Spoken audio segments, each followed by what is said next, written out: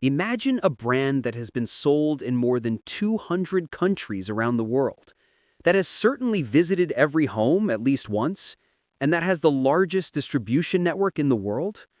Let's say the color of this brand is red, and its logo is almost 150 years old. If you still haven't guessed, Sony Pum, the #1 brand of the Ramadan months, the one that always films the commercials at the head of long tables. Yes, for those who still don't know, the subject of this video is Coca-Cola, and the person who founded it is John Pemberton. It is the interesting story that began with a sword strike. Good watching. John Stith Pemberton, the son of Martha Gunter and John Clifford Pemberton, was born on July 8, 1831, in Knoxville, Georgia, United States. Although young Pemberton had a natural talent for chemistry, he studied pharmacy at the Reformed Medical College of Georgia and graduated in 1850 at the age of 19. Soon after, he even opened a pharmacy in Columbus. But during the American Civil War, when he was assigned as a soldier to the 3rd Cavalry Battalion of the Georgia State Guards, which was part of the Confederate Army, his real work had to wait. And in fact, he had to experience some events there that would lay its foundations. During his military adventures, he rose to the rank of lieutenant colonel. Meanwhile, in 1860, Abraham Lincoln was elected president, promising to abolish slavery throughout America. However, in 1861, when Pemberton was 30 years old, whether by bad luck or fate, the Civil War broke out. This was where both his good and bad future would be written. As the war neared its bloody end, in April 1865, during a battle in the 5th year of his service, Dr. Pemberton was struck in the chest by a sword wound. Naturally, due to the poor medical facilities of the time, like most wounded veterans, he used morphine to relax and ease his pain. Due to long recovery periods and unconscious consumption, he eventually became addicted to it. Although the beginning of the war had coincided with his active duty, making him curse his fate, the end of the war created an explosion in the demand for patented medicines among injured veterans like Pemberton. And don't forget, our man was a pharmacy graduate. This turbulent period in American history transformed the country from one of farmers into one filled with factories, mills, and big cities.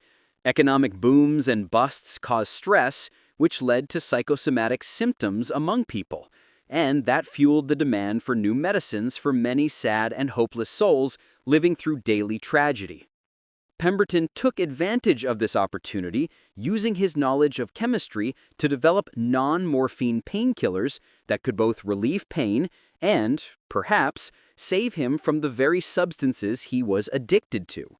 Although herbal and organic medicines were seen as ineffective by many at that time, he began to specialize in them, especially studying the effects of coca leaves from Peru and Chile, which would turn out to be his best decision.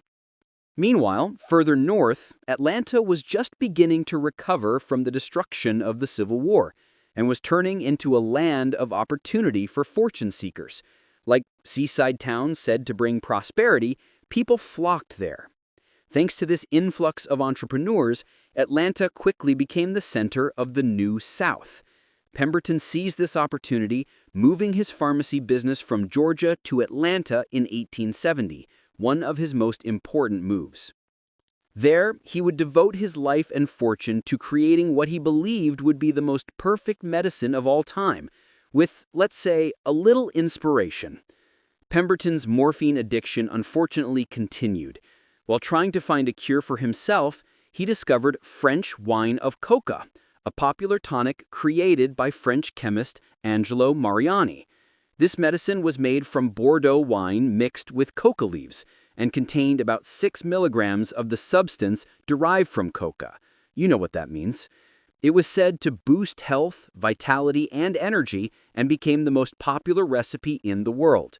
Known as Vin Mariani, it became a medical beverage beloved by everyone. Even Queen Victoria recommended it, and Pope Leo XIII awarded it a gold medal from the Vatican. Thomas Edison also claimed it helped him work longer hours. And yes, Pemberton fell in love with this mixture.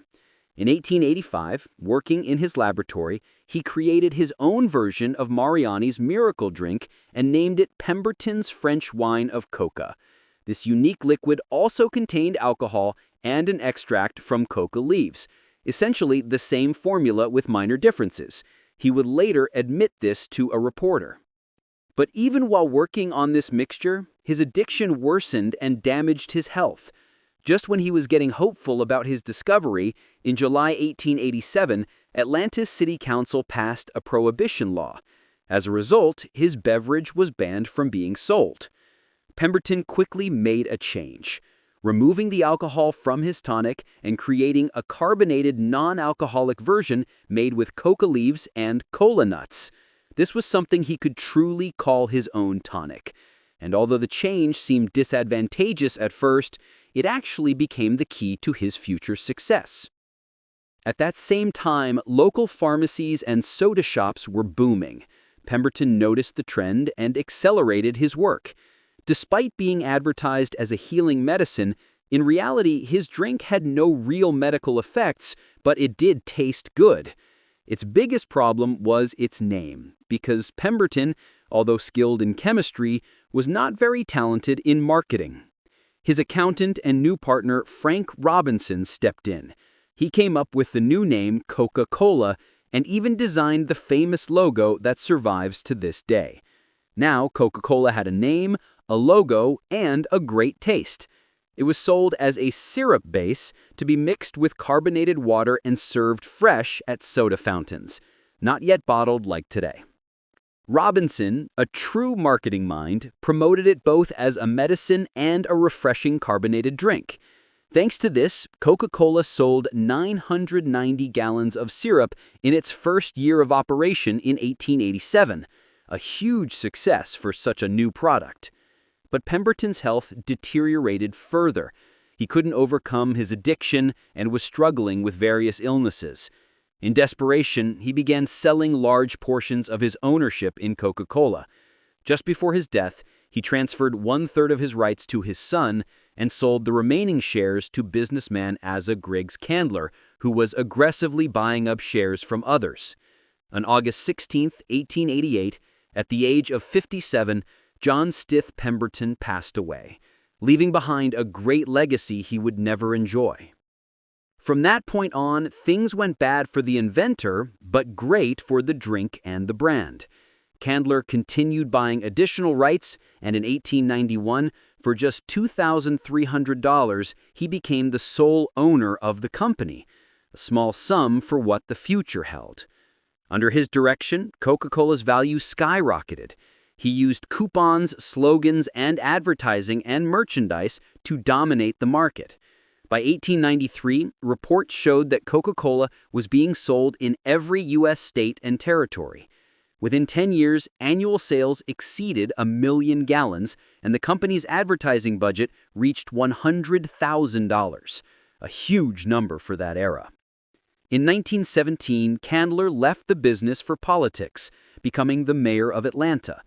2 years later, his family sold the Coca-Cola Company for $25 million. Afterwards, the company, which had once been a small business, came under the leadership of Robert Woodruff, who invested heavily and transformed Coca-Cola into an international beverage empire. In later years, studies of the original formula sparked controversy, as it was revealed that it once contained a stimulant derived from coca leaves. But at that time, the harmful effects were not yet known. Still, those who criticized the brand were not much concerned with the details. Leaving aside the brand's later boycotts and modern controversies, this, in my view, is a story of a man who tried to cure his own addiction, but died before he could see the success of his creation. Although its later rise to global dominance, its secret formula stored in a bank vault, and its worldwide impact deserves a separate story, Pemberton's decision to bring it to market was one of the smartest brand moves ever made. Would he have guessed that his modest invention would one day be sold in over 200 countries, spoken in over 200 languages, and become the most widespread soft drink brand in the world? That's debatable. But when it comes to discoveries, everything began with a sword wound. If you enjoy stories like this about how great brands were founded, don't forget to mention it in the comments. That's all from me. I hope you enjoyed the video. If so, please remember that I do all the work on this channel alone, and it's only through your likes and comments that I can keep creating. I'm Real Perception. See you next time. As always, until the next video, stay well.